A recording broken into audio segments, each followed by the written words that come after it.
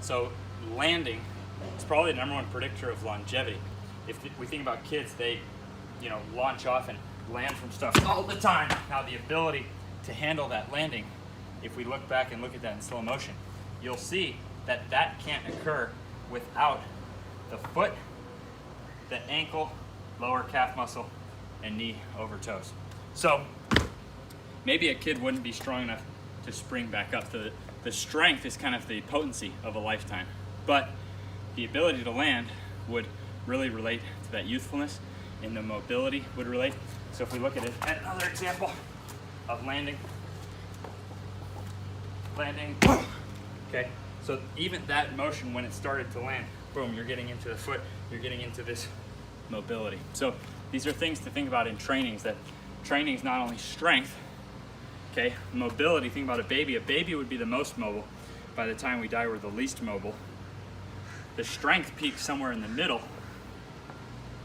and then that all kind of adds up to equal how well we can land. We see kids launching off like swing sets and stuff. Boom, just go to the nearby park. You'll see kids launching off stuff much higher than them, but then you'll find that 16-year-old athletes with patellar tendonitis would be in excruciating pain and wouldn't be able to handle the same landings, or would get hurt and blow something out in the same landings. So mobility, strength, put those together, and I think that's the best way you can train for longevity. So my body, a lot of other people, we're aging backwards by building from the ground up.